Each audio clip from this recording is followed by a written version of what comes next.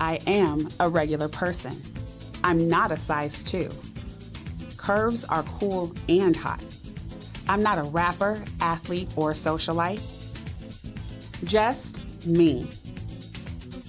I wasn't born in Beverly Hills. I have fat feet. They're cute though. And I have my own opinion. I am a regular person. I am Just Chamia. Hey folks, welcome to season 4 of the Just Chamia Show. I am here with Malia Cohen, who is San Francisco Supervisor and Candidate for the California State Board of Equalization. Welcome, Malia. Thank you, it's good to see you. Welcome, City Hall. Yes, thank you for having us. So we're going to talk, of course, all about Malia, but before we do, what are you reading and what are you listening to? What am I reading?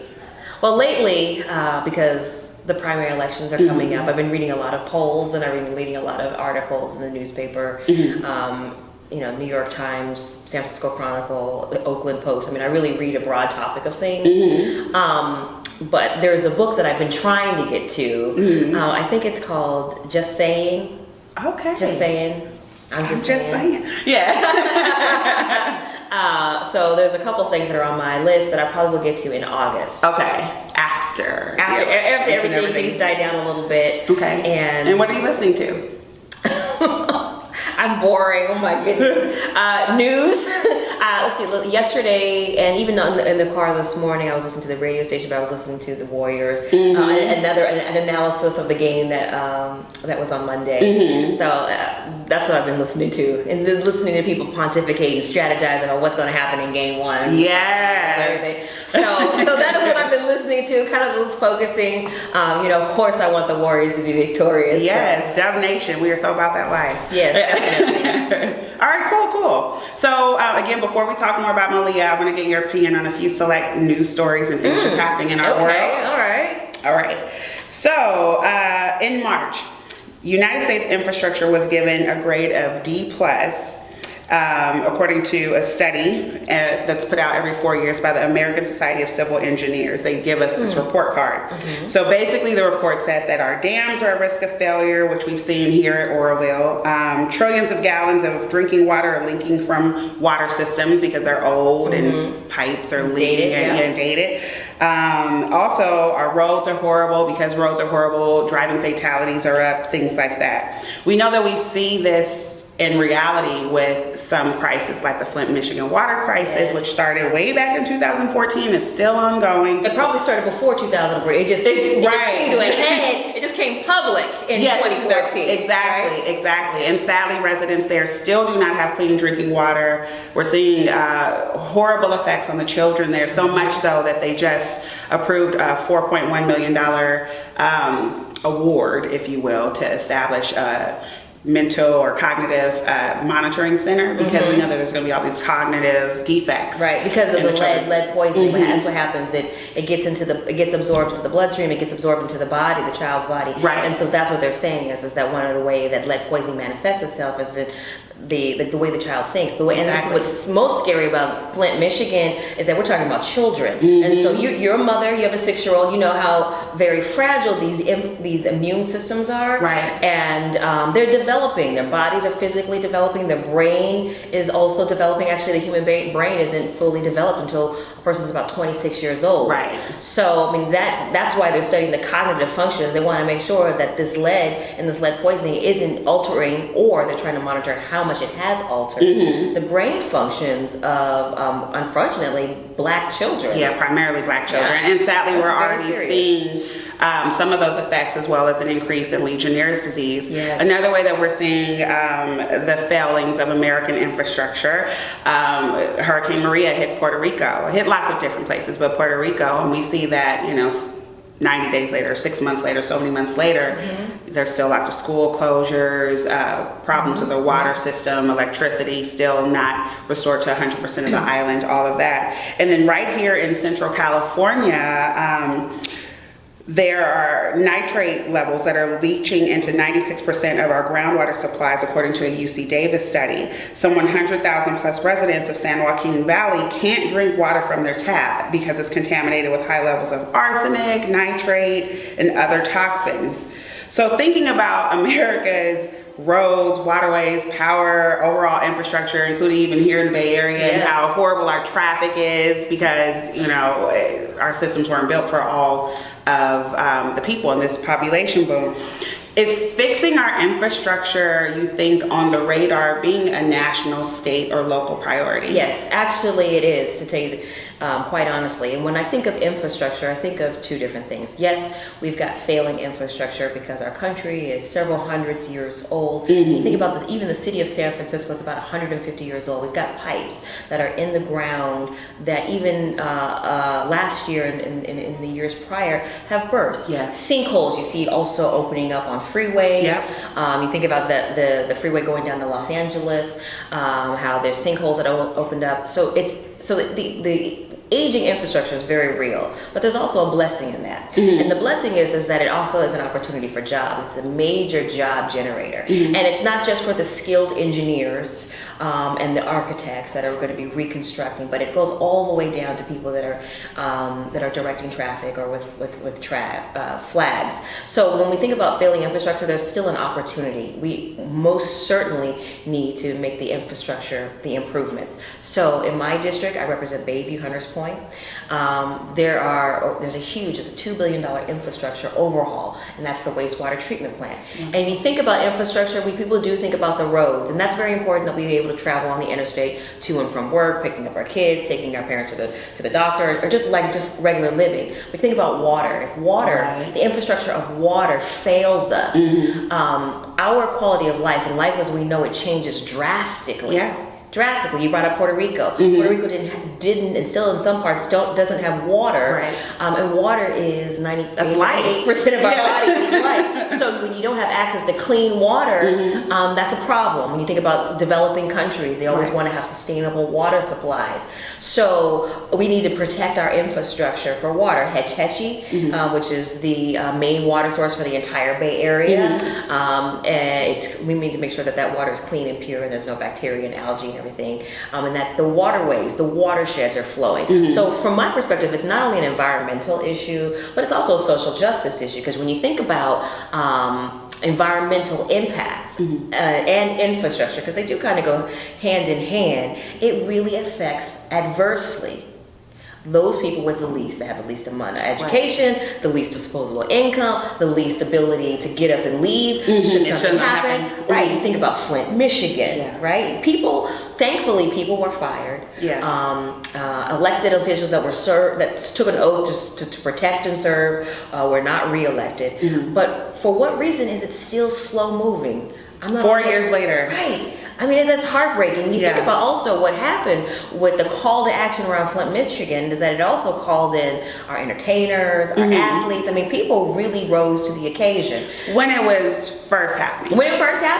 But like most things, it's always a flash in the pan. It's like whatever's grabbing the headlines, people are attracted to and will give to, but then your everyday life starts to overcome you and you kind of get back into your rut, or into the space that you occupy, just trying to survive. Life is very expensive, certainly here in Northern California, if not across the entire state of California. So I can completely understand the women that you see in Flint, Michigan, that are still, when you see the headlines and that are lifting up and highlighting the reports are really, from what I see, they're Black women. Primarily, I want to recognize that and just the leadership, and that it really is going to take everyday people to get this done. You don't need an office. You don't need a position. You don't need, you don't need even permission. I mean, it's really about raising the question. And today in the 21st century, with social media at our fingertips, I mean, you can get a message out there overnight.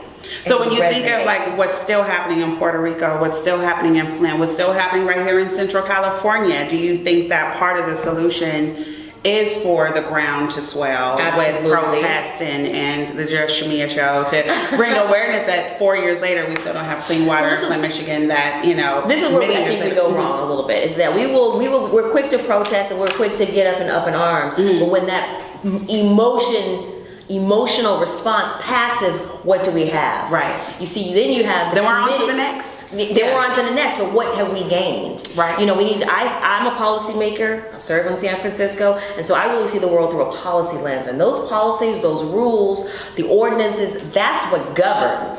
That's where the change happens. And I got to tell you, that process is slow moving. That means you have to show up at a meeting, and it may be a 4-hour hearing, and you will have to testify, and you will have to follow up with the electeds, and you will have to edit the legislation. It is not a quick end-all, be-all. I mean, it's a long process, because what we're trying to do is to unravel layers of systematic racism, bias, prejudice, miseducation, undereducation, dehumanizing systems that basically have said over hundreds of years that my water is more important, my access to healthy water is more important than your access to healthy water. Right. And those are policy changes. So we need to pay attention to who's being elected, who's being appointed, and who is actually doing the advocating, and where are those tax dollars going.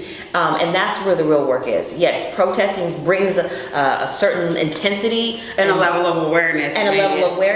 But what are policymakers doing? Because it's a policy decision that was made, and I believe that the governor made in Michigan, to say we are going to redirect the water supply, right, to go over here and not go over here. Yeah.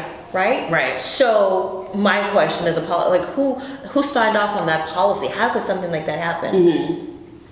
Well, there's a message right there. Midterms are coming up. Be smart with your vote. Be smart with your vote. That's very true, and that's a great place to start. Is number one, showing up to city council meetings, to board meetings, things like that, and then rocking that vote. And also show up informed. You got to do your homework, right? You can't just show up and be ready to protest and shut things down and turn up. Sing for your 2 minutes at the mic. Right. Like, you need to be able to do your homework. You need to understand, the policy in Flint, Michigan, or the policy in Oakland or in San Francisco, we have a history of this, and we need to make a policy. We need to make a directional change. And here's a suggestion. And I mean, that's where the real work comes into, just doing that homework. I love that. Show up and be informed. All right. That sounds like a new t-shirt. It does. I'm all about that. Hashtag show up and be informed. Yes, all about it.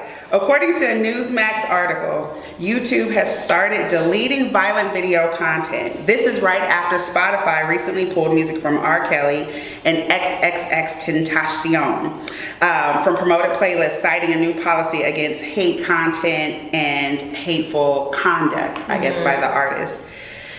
Is this censorship, or is it corporate social responsibility?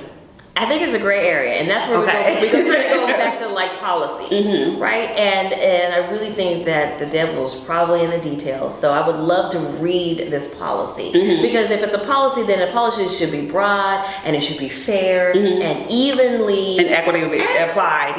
Equitably applied, evenly across the board. So that includes neo-Nazis, that includes heavy metal, that includes some of these other genres of music, not just targeting rap. So, and also take a moment for us to self-reflect. Yes, there are some lyrics that are misogynistic, that are degrading to women, that glorify violence, but I think that that's a manifestation in multiple types of music forms, and it's not just explicit in the rap or the hip-hop or the urban music culture. Right. So it's across genres. But with the examples that you gave were just examples of ones that I'm a little bit more familiar with, like in the urban community. And they're using these urban examples as catalysts for these policy changes. They're not necessarily targeting or tapping other genres of music. With the YouTube policy, there was a Chicago rapper that's the base case for this.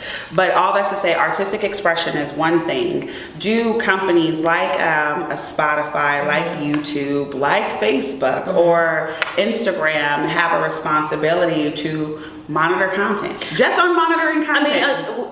I would say yes, there is a responsibility, because yes, there is a responsibility, but I also think that the responsibility goes to much deeper than just the monitoring of the content. Who is doing the monitoring? Right. We already know that Facebook lacks diversity. Yeah. We already know that in the C-suite there are very few women and people of color. So yes, I understand there is a need and a desire to monitor and to regulate, but we really need to be thoughtful of who is doing the monitoring and the regulation. Again, and going back to what we were saying earlier, making sure that it's even and equitable and we're not unfairly targeting. And the way you inoculate yourself from that is having diversity at the table. Yeah. You need to have more women. You need to have Spanish speakers. You need to have an immigrant perspective. You need to have African Americans, transgendered in case that there's homophobic stuff. And don't just hire one when there's an incident? Yes, and not just hiring when there's an incident or Hashtag message. Yes, because you spend more money defending yourself. You need to be more proactive, right? Yeah. You want to be more inclusive on the front end, and that's in the development of the culture, the culture of the company, and I think that you will see broader policies again, and you will see policies that are more thoughtful. That people can get behind and won't naturally resist. Right. Because I could see people naturally resisting, like, well, hold on, And how are you singling R. Kelly out? He hasn't been, found guilty of anything. Well, how are you going to single R. Kelly out but not say anything about Donald Trump? Right. Because R. Kelly's lyrics are just as offensive as many of the things that Donald Trump has said. Grab him by the pussy. I don't know if this is a PG show, but... Do you? But you know what I mean? An assaulting woman, you know what I mean? I tried to fuck her. I mean, these are direct quotes that Donald Trump has actually said on record, either as a candidate or as a president. So, I mean, we just need to be mindful that no one group or class of people have a lock when it comes to being offensive. And equally violence. apply these policies. Good to hear. As global warming continues, definitely hasn't stopped. As global warming continues, rice crops are losing protein and vitamin content. This is according to a Japan Today article that's putting millions of people at risk for malnutrition. And an Earth.com article stated that developing nations will suffer the most from climate change if standards set at the Paris Climate Accord are not adhered to. So we know Donald Trump has pulled us out of that, but just globally speaking, how should we, people, societies, cultures, governments, whatever, promote and discuss climate change as part of daily life? Blog posts, social media posts, wearing a t-shirt. I mean, I think that there's an opportunity to lift your voice when it comes to climate change in every aspect of our life. Where we spend our money, are we buying non-GMO types of corn and produce, paying attention on where we shop, paying attention on who we do our business with, if we have investments and money, making sure that we're not investing in genetically modified food manufacturing companies. There's a connection. We were talking about the environment, we're talking about our quality of life, we're talking about our time on this earth, talking about our food. You talked about infrastructure earlier. We need water and healthy land that is free of toxins, and we want the air to be clean. It's all connected, and we really need to start to change the way we think and think that it's siloed. That's a white people issue, or that's a woman's issue. I mean, it really is something. It's an everybody issue that connects the entire globe. Now, to be fair, I don't read Japan Times. I think that's what you're referencing in the article. So the fact that rice is being impacted and it's being reported in the and it's a staple crop for so many. For most people in the world, if you think about it, when you think about how large the Asian culture is, and rice isn't just allocated there are African nations as well. Yes, and Latin American and all absolutely, that consume rice and beans. It's a staple for many people's diets, and so it is concerning that such an important staple is being destabilized. And the reason why is because of human interaction with the earth, because of human encroachment, because of urbanization, and so we need to be more mindful about where we're building our cities and where we're building our towns, what that impact is on the land, paying attention to clear cutting and the deforestation of many parts of the world, just so they can grow crops and grow goods. You know, so I mean, there has to be more of a balance put in place. So what can everyday people do? I mean, like I was saying earlier, I mean, just be mindful about where is this rice coming from? Where, you know, and you know, we can go even another level deeper. You think about, well, I'm going to buy something that's organic. Organic food is expensive. It really is, yeah. Healthy foods, whole foods, food meaning that foods that aren't processed, that's expensive. So let me turn this into a policy question, and I think California is a little unique with how we've passed some policies, aside from what the United States is doing, or maybe even other countries, around climate change and emissions and things like that. But from a policy perspective, even thinking about access to food, I'm not saying you're suggesting price fixing for organics or things like that, but what do effective, impactful policies look like on a local, state, national level that will help with reducing global warming? All right, to stick with food, okay? To stick with food, you're starting to see more urban farming. So that means that on a state level in California, we are passing legislation to make it easy for you to get a raised planter and plant food. And so neighborhoods will be able to pool their resources and their talents together. And this is fun for all generations, our seniors and our young people, teaching them how to grow food, making sure that we're educating them on the connection to food. This tomato came from this garden, and there are a multitude of nutritional value in a tomato. When I think about, you said something else about food, and then so food and policy. And policy. So so how do they go hand in hand? Well, believe it or not, I mean, up until recently, it was illegal to be able to grow your own food, unless you have farmland, because it's out of zoning, and that's policy. So if you're in an RH2 or RH1, which is a residential housing zone in San Francisco zoning code, you're not supposed to be able to do that. But I didn't know that. Well, policy, that's why I'm here. Talk about policy, right? And then you think about, well, if we change this policy and we say, okay, you can grow something in your garden, and then you know what, we're going to let you cook in your kitchen and take it to the farmer's market. Wow. Right? So, I mean, think about it. There's an economic engine. You're helping yourself and your family. You're helping a larger community because you're in the supporting a locally sourced and locally grown food. I mean, that's on a very, very small scale, but that's how policy interacts with our everyday lives that we don't even think about it. A big policy change had to do with the legalization of cannabis. A big cash crop. You could be able to grow somewhere between 5 to 6 plants in your house, on your property, before you need to have larger permits.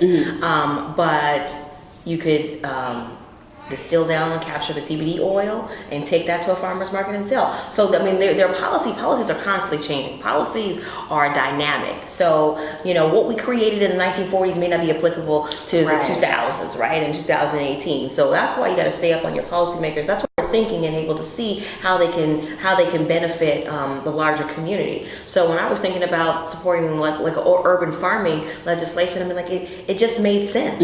It just made sense. And then you see these neighborhood gardening initiatives popping up all over. Right. And not to mention the clean air that's created from growing. Absolutely. Any sort of vegetables. Planting trees, because we know that there are less trees in urban neighborhoods than they are in suburban neighborhoods. Right. And there's a whole bunch of policy reasons as to why, but we're changing we're shifting from that. Friends of the Urban Forest is just one example of a nonprofit organization. We need to do tree planting. It's fun. There's a physical activity involved, so you get your heart rate up. So it's something personally good for you as an individual. But you're also planting trees, and trees, helping the planet. Are about life. Cleaning out the air.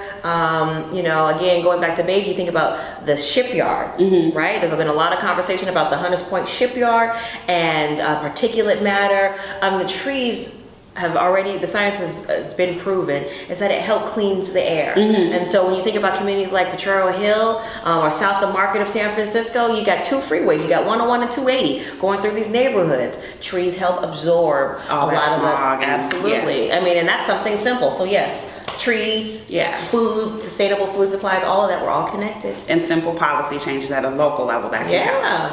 All right. The No Fun League, which this story hurt me because I love football. But anyway, the NFL recently passed a new policy prohibiting players from on-field protests of kneeling during the national anthem. They said that they can stay in the locker room if they want to during the national anthem, but if you come on the field and you kneel during the anthem, you're going to be fined. The National Urban League reported that there's a higher percentage of black college graduates earning degrees in computer science than whites, yet blacks make up less than 5% of the workforce in social media and technology companies, whites being the majority. The only area, according to this report, the State of Black America, the only area seeing a significant decrease, or seeing the biggest significant decrease in their equality index, is in the area of social justice. So we've seen lots of things happening lately around social justice issues with blacks in America, from the two brothers that were arrested in Philly at the Starbucks. We know that Starbucks just shut down yesterday for racial sensitivity training, what they call racial bias training. We've seen what's happened in multiple incidences at Waffle Houses across the South, with police being called on black patrons there, and then the subsequent mishandling of them by the police.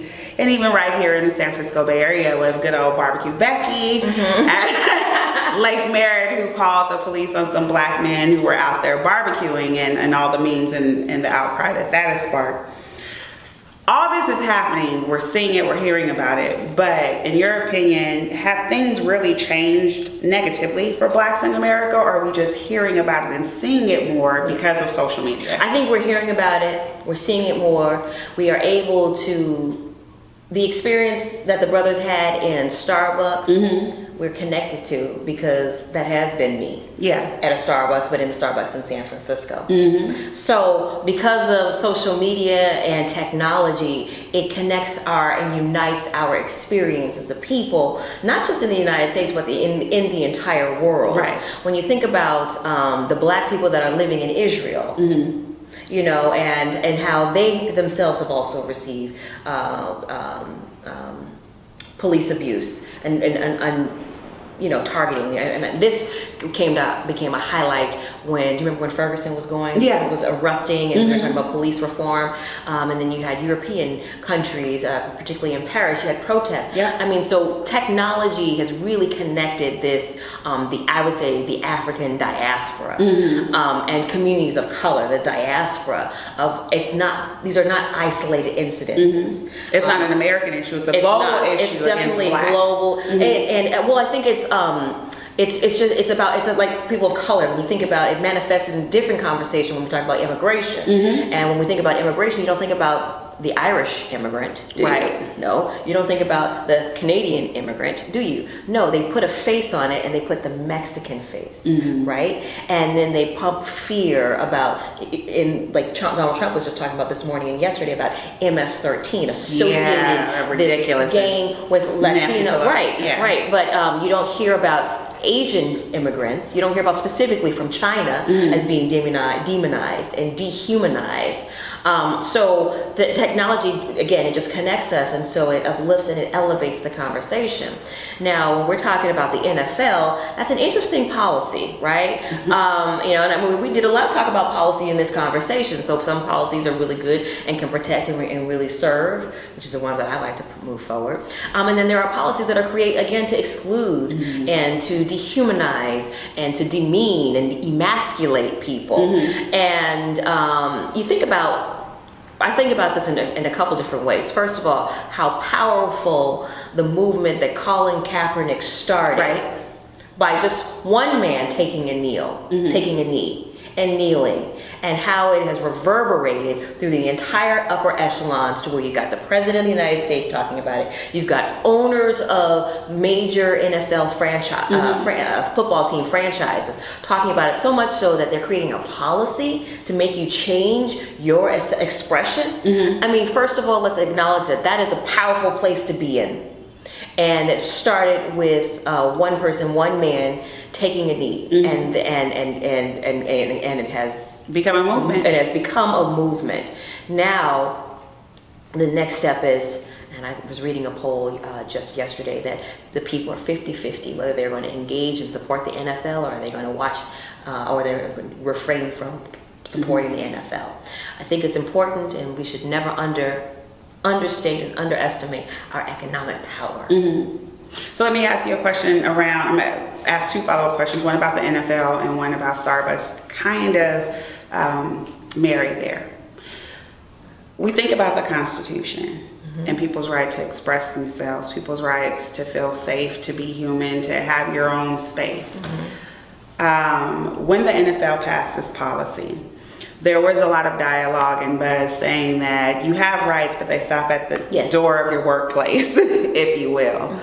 And so a policy such as this brings up and stirs up for me a lot of our national history fighting for equal rights and the right to express and the right to vote and the vote, right to choose, the right to stand, the right to drink water here, right to drink. So when you think of an NFL policy that says, here we are a company, when you come to work, you can't say this, you can't do this, you can't make this motion. Is this a slippery slope of policy where now maybe companies can impose rules and regulations and contracts and things like that? I think it is a slippery slope, and I think that the NFL policy is going to change just as quickly as it came into existence. I do think that it's going to change because they're going to realize how ridiculous it is and how it's unfair. It's always, we are in a country that has a history of saying, we will protect your rights as long as we agree with them.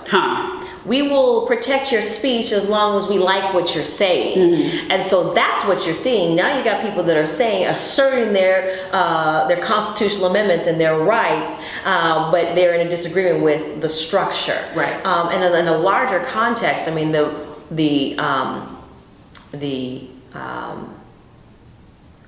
world that straight white men have been able to dominate and control is being threatened. And it's being threatened from multiple. But not really. But okay. No, when you think about just from a numeric perspective, the number of people of color that are becoming of age and that are being born. Think about the number of women that are also being born that are being better educated and that are going to be in positions of power. I mean, I do believe that things are changing. When I think about the Republican Party, they are no longer going to be in a position to say. We don't want Latinos, we don't want people of color, we only want a few, we only want the educated ones. Right. And those that'll be the party of wealth and status. I mean, I think that is going to definitely change as we go and our birth rates start to change. Right. And so you will have more people of color in the state of California than you will have of Caucasian. And that doesn't intimidate me. I'm not fearful of that, but I can understand how people would be fearful of that because that would, that's where the conversation around they're taking our jobs from us. They're stealing our women. So that's where it's all the racist propaganda. It's the fear cycle that's being promoted. So then you think about potential solutions, and this is a question. So you look at it like what a company like Starbucks is doing and closing down a lot of locations, certainly not all, but closing out a lot of their locations to do a company-wide racial bias training. So is that the solution? So you know what, I pause on rushing the judgment on this one because I'm not quite sure. First of all, let's acknowledge what it is. You have a multinational company that has recognized their error and they're actually stepping up to correct it. And when you look at the folks that conducted the training, I mean, these were some heavy hitters. These were not lightweight people, flash in the pan type of we're going to shut things down. It's going to cost them $12 million, and we're going to do a little training. I mean, like I believe that there is an opportunity, and so the CEO has seized it. It's like when you with your son, right? When he does something wrong, you stop, you seize it, you teach him. Right. And there's a teachable moment. It's national. International, I would say. People are paying attention, and so there is an opportunity for growth. Opportunities for growth come in uncomfortable ways, and it forces you to think. People are starting to think. People throw around the term woke. I mean, you have more people that are in positions of power that are aware of how they have benefited from just being white. And You think they're aware of that? yes, I do think that people are aware. More now. Yes, I think that there's more Okay. conversation that are happening. Certainly, even in my own social circles, people are more open talking about it. Of course, we live in a bubble. We're in the Bay Area. Yeah. I didn't have the conversation in Alabama Right. or in Arkansas or in the Midwest per se. But you think about the national news coverage. I mean, they are talking about it. The panels that are talking heads, they're a little bit more diverse on certain networks, and Certain, indeed. right. Indeed. So I mean, I do think with Starbucks, I think that it is a step in the right direction because they could have did nothing. They could have said, this is just an isolated case. We're going to train this one manager, or we're going to let this one manager go and let that be. But I think it's been quite the contrary. It's been a public acknowledgement. Like I said, I mean, you had people that came in from communities of color, right, that do these racial bias trainings, nationally recognized, coming in and talking to people. And I think that's where you see. That's why you talk about Barbecue Becky. Yeah. I mean, quite frankly, there's enough news coverage. She should have known better. Right. There's a different way. There's a way that you can handle it. But so to that end, the news coverage, because Starbucks, kudos to Starbucks for doing something. But that incident was captured on video. Yes. It was shared by millions to billions or millions. So I think not doing anything and not having a public response would not have flown. But as a black woman to a black woman, we know that incidents like this sadly happen all the time, every day. That's right. And they happen not just as a civilian person going into a business or an entity, they happen within companies, right? They happen within schools, etc. So Starbucks did this. They have this racial bias training. Whoever posted the videos on social media, thank you for that. But what else do we need to do? Because policy, like as you said earlier, policy changes do take some time, can take some time and all of that. But at some point this has to stop. We see what's happening at the Waffle House. We see what's happening at Starbucks. We see what's happening, all across this particular country and other places too, where you have young black men, women, and children being beaten and, manhandled by police and, whatever happens. How do we, as citizens, make it stop? How do we engage? What do we say? And then, the policies will come. I think that we need to acknowledge how much ground that we have covered. And, the first time I saw the video was on Twitter, speaking about the Starbucks example. And there's always a lot of conversation, and now it's in mainstream media when they talk about Black Twitter, right? And I believe that the decisions that businesses are making now, policy decisions, that it's in a different environment. The environment has changed. Everyone has a camera. Everyone can take 30 seconds, put it on the internet and send it out to thousands of people. They pass it on to hundreds of thousands, and next thing you know, millions of people have seen one image before the sun even sets. Right. And so that environment changes how people do business. It absolutely holds people to a different standard. Think about the tweets that Roseanne Barr put out. Yeah. Racist tweets about Valerie Jarrett, equating her to look like a monkey. And Valerie Jarrett was a longtime senior advisor to President Barack Obama. And this was not her first time making such comments. It's not. Right. But it got out there. The ABC called Valerie Jarrett personally, apologized. They pulled it. So there's repercussions. See, what's happened is that people have been able to get away with that for a long time. And so they think that they can speak. They think it's funny. Do you think that they can speak and that they think it's funny and can just say and get away because of the rhetoric that's coming out of our president's administration? I do think that that's had an impact. I do believe that there is yes, absolutely, because that's when you're a leader in a leadership role, you're supposed to be. It is expected that you would model good behavior, just like our grandmothers model good behavior, and those that don't model good behavior model poor behavior, and it is emulated. It is like, well, I mean, if the president can say this, why can't I say this? Right. And remember, it's hidden behind free speech, the constitutional amendment. Right. So I think that we are in an interesting area about how far can free speech go? Because going back to the NFL, I mean, it is free speech that allows the brothers to take a knee. Right. So Or do you stand during it and just put your fist in the air? I mean, is that going to be banned? That is free speech. Yeah. So, it wouldn't surprise me if they took this policy and they sued the NFL owners to try to get rid of this unfair policy as an infringement on free speech. Here's another example of free speech. They say corporations are people too. Do you remember that? Yeah. That was the Supreme Court made that decision, right? And so now you got corporations infusing tons of money in races, political races. You think about the NRA. Yeah. They're speaking with their money. If you restrict them on being able to get involved in political campaigns, then you're restricting their free speech. Well, if you're restricting someone from being able to take a knee, I mean, these are issues that the courts will figure out.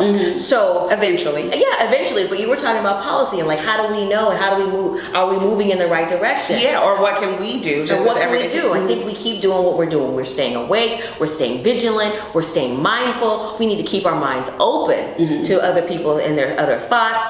You've got a fantastic platform. You're reaching thousands of people. You've written a book. I mean, like, even what you're doing, what I'm trying to do is, I'm running for office. I've got a set of principles and policies that I believe in, and I have moved in policy in that direction to protect people, to make sure that law enforcement officers are respecting people, and that. On the community side, making sure that people know what officers can ask and what they cannot ask. As a policy, making sure that we're collecting data. So if you are an officer and you are targeting people in the mission, there's data points to support this that I can look at through an audit and say, 98% of your arrests are African Americans.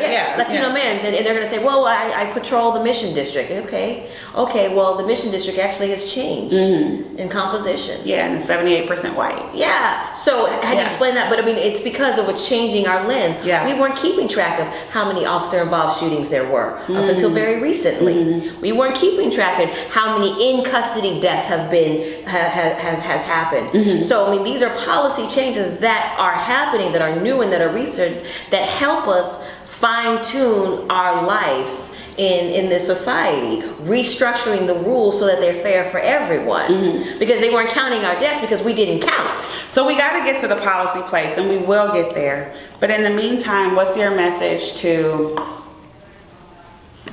Malik, that's 18, sitting at home, or to Natasha, that's 22, that's going to work, that's afraid of getting, stopped for anything and deported? These are just everyday people. Policy matters we know are going to happen at some point.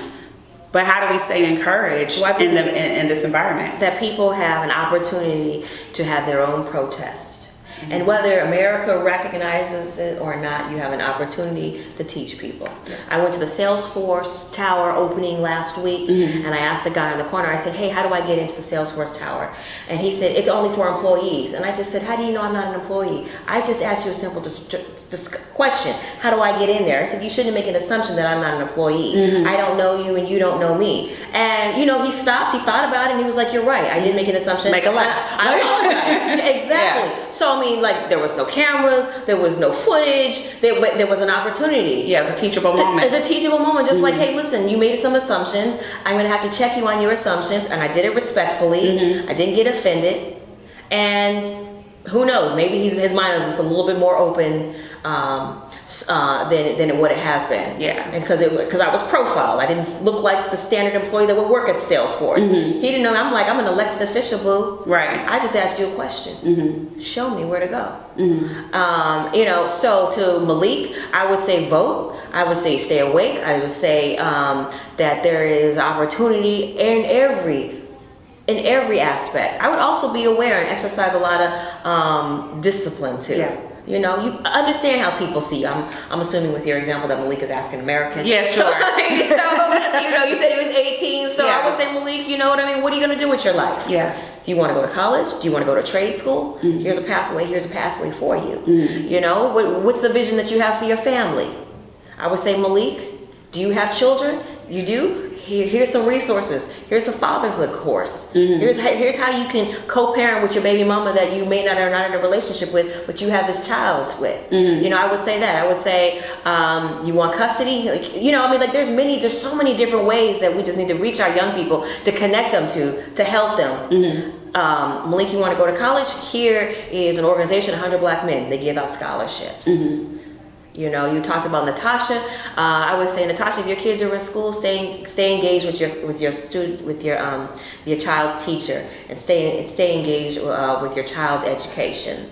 I would say that if you're working and you're thinking, your example, Natasha was an immigrant. Yeah, and I mean that's a very real fear. Yeah, it's a real fear every day. Natasha can be connected to a network of folks that she can call on to help her if she's in fear, or that she believes that there's ICE raids that are happening in her neighborhood. I mean, there are people that are on the front lines that help provide that level of shelter. Lawyers, very well versed in the law. What you also see in terms of policy, you got municipalities like San Francisco and Alameda County that are putting tax dollars into the defense for those that are in custody, that are immigrants, that are going through deportation, making sure that they have a lawyer for representation, something very simple like that. The rates of deportation are staggering because when people don't have an attorney, they don't have someone really representing them. So making sure that we are voting where our values are. We support our communities of color, so we're going to make sure that there's money available. Think about the children that came here from Guatemala a couple years ago that did not have their parents, making sure that they got the legal representation as they figure out their amnesty status.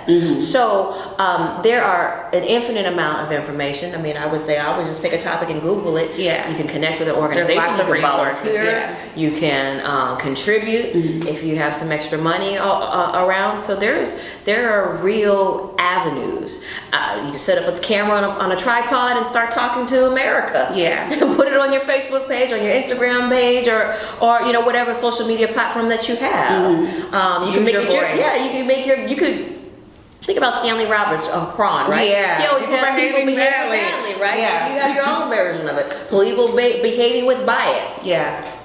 And you know, I mean, it's just making sure that we are not running away from our reality. And that we are dealing with it head on. And you know what? We may not even have all the answers. I mean, we had a great conversation, and these are just a few ideas. These are just my ideas. My ideas are no better, no worse than yours, or Malik's, or Natasha's, or whomever is watching this and listening to this. I mean, this should be about empowerment and uplifting. Everyone has an opportunity. When you're on the bus riding, I mean, you could see, I mean, simple things. If a senior or pregnant woman is not getting a seat. You know what I mean? Like, I mean, there's I think real ways to change our experience in this world that we need to own. Starting by being present and owning it individually. Love that. Let's talk about Malia. For those who don't know you, who are you, girl? Where are you from?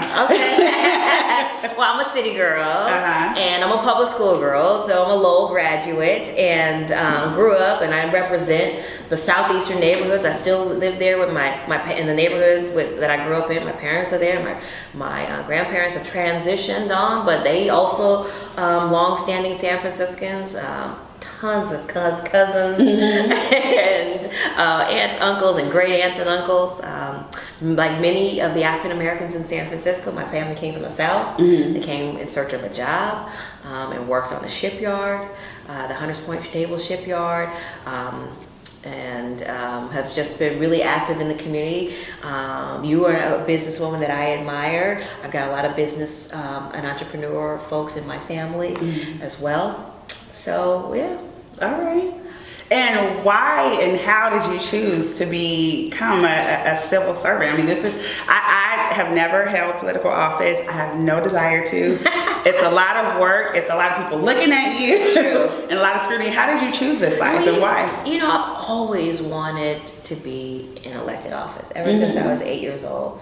Miss Nicolosi took my third grade class on a tour of City Hall, and I hope you get some footage before you go. I mean, the rotunda and the staircase. I mean, it's just so beautiful. It was just very magical. And I just wanted to work here. I didn't know what went on. I didn't know what people did. I almost didn't even care. And then I got into high school, and I had a couple of informational interviews with Willie B. Kennedy. community. Doris Ward, Carol Migden was on the board at the time, and Terrence Hallinan, and all of these were people that I just admired. I saw them in the news. I read the newspaper. That's probably where I got my. You asked me like, what do I read? I said the news. I'm a junkie. I love news. Yeah. And it started in the 3rd grade with my 3rd grade news reports. So being 8 years old was a really big pivotal moment in growing up and shaping who I am in San Francisco. And I just naturally gravitate. I love politics. I love policy. I love this position on the board of supervisors because you literally have the ability to go look out your window and see things that you can change. Why is there garbage blowing down the street? They probably need a garbage can. Getting an allocation and getting a garbage can there.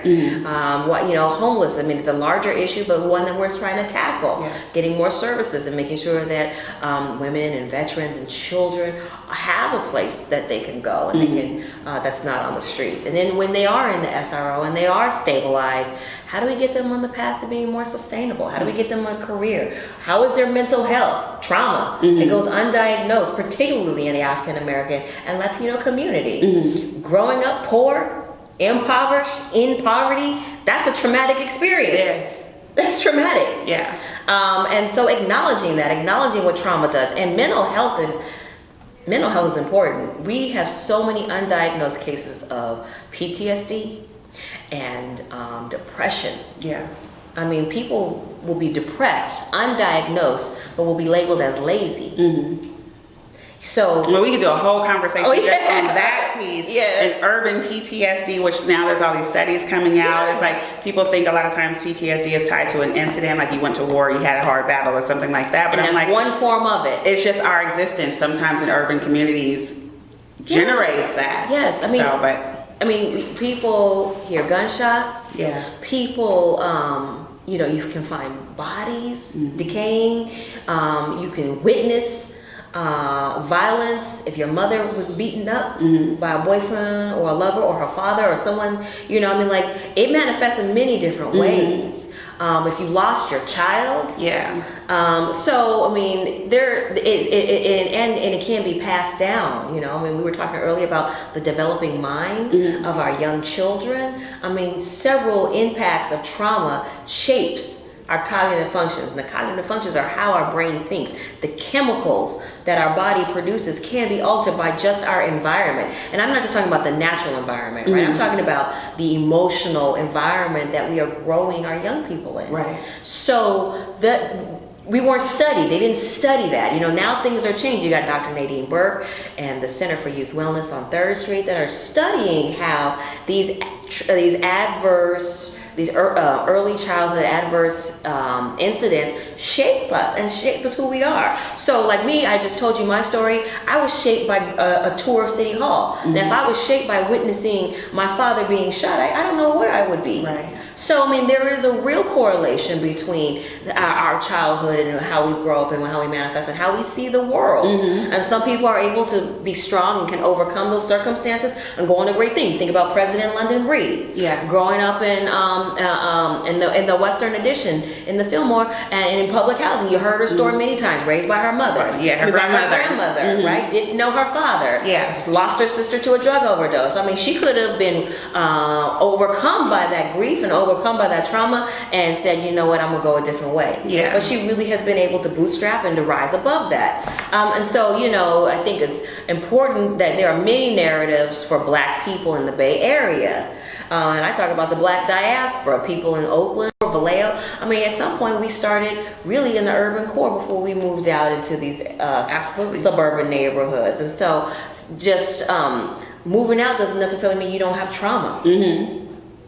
At all. And just as a Black woman who, and I just love your story, how as a little girl you was like, I'm gonna do that, and you girls up, you do that. So PSA kids, have a dream, chase your dream. You have to go get it. It's not gonna come to you.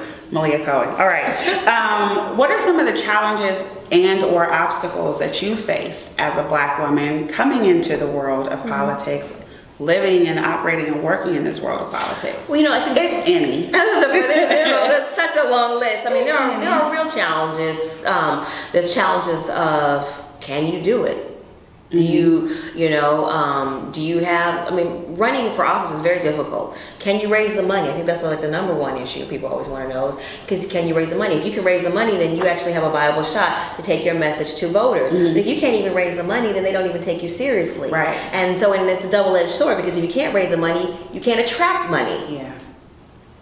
So, and then the other portion of that is media coverage. How does the mainstream media see you and frame you? I've got an interesting push and pull with the media. In some ways they praise you, and in other ways they take you down. Yeah. Hello, interim mayor London Breed. That was.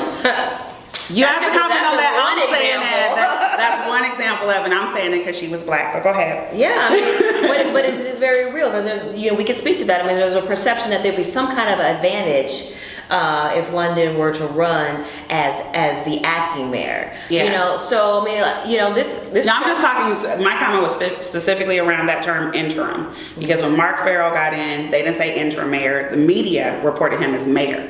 But from day one, they called London, and then we all know interim, whatever. But anyway, yeah, it goes back to what I was saying about like doing your homework. You're interim because it's temporary and it's in the state of an emergency.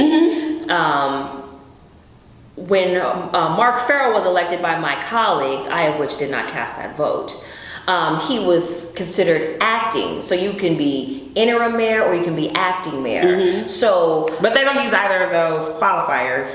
That's due to laziness. For the media? Yeah, it should be. The official title is acting mayor. Yeah. Excuse me, I got my terms mixed up. He's actually the interim mayor.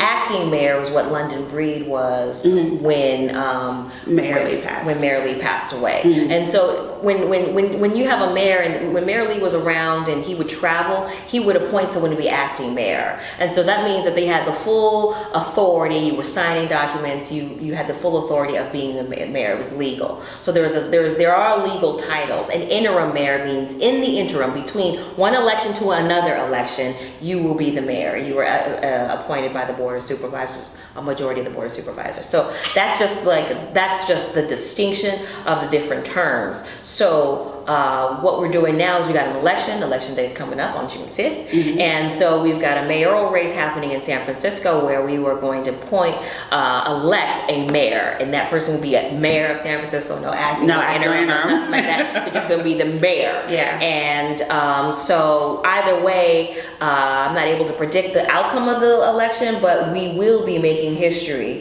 one way or another on who wins that election. Right. And speaking also of history and elections, so you're running for State of California Board of Equalization. For those who don't know, because I don't know that the masses know, what is the Board of Equalization, and how did you come to choose that as the next office that you'd like to run for? So, the State Board of Equalization is very simple. It's a tax collection agency. It collects taxes, particularly property taxes. And it was established in the 1880s in the state of California. It's in the California State Constitution, so it's a constitutional office holder. Another examples of other constitutional office holders would be the governor, would be the lieutenant governor. These are examples of constitutional office holders.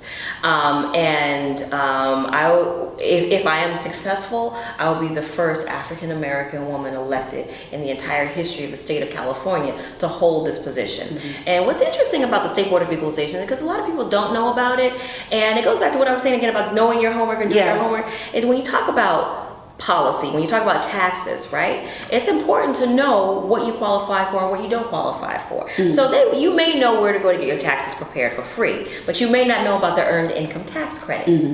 You may know about, you pay sales taxes, but you may not know if you own your own home or if you're a first-time home buyer, the benefits of owning your own home, and so the write-off and the deduction of property taxes. Now, you know about underperforming schools, but did you know it was the State Board of Equalization that collects tax dollars that go into public education? You see, so there is a real nexus to paying attention to who is collecting our taxes and who is advocating for taxes. Tax policy is incredibly important, particularly for those that are working class people, because we get crushed at the bottom. And there's a reason why Donald Trump wanted to change the tax policy, and he always pivots to that being his preeminent policy agenda that he accomplished. remember when he changed the taxes Yeah. late last year, that unfortunately adversely affects us in the state of California, because it doesn't allow us to take the same deductions. Take certain deductions, right? You are a businesswoman. You've got cameras. You've got tripods. These are taxable, or also you can deductions. So it's really has to do about knowledge and education. And so I see myself stepping into this next role to begin to meet people where they are, talk about taxes. You're a businesswoman, you pay your taxes, but do you know where they go? Right. Do you know, are you getting your full deduction? Are there tax programs that you could qualify for that we don't know about? I don't know. But I mean, the State Board of Equalization is in a position to help us figure out these types of questions. And so that's what you're hoping to do in this office, is really to help more educate the masses. But I think the most important thing is to make sure that taxes that are assessed are fair for everyone, so that they're not unduly and burdening mom and pop small business owners, whereas you got large tech companies that own lots of property, and pharmaceutical companies. And exactly. They own lots of property, making sure that property tax that they're being assessed is fair. It's at the same tax rate that they're taxing you. Because oftentimes when you're well-heeled and you have a lawyer and you have a lobbyist and you're walking in the halls of Sacramento, I mean, you can get through. There are loopholes that people and corporations are able to sneak through. And so my job is to make sure that that tax rate is fair for everyone. Wonderful.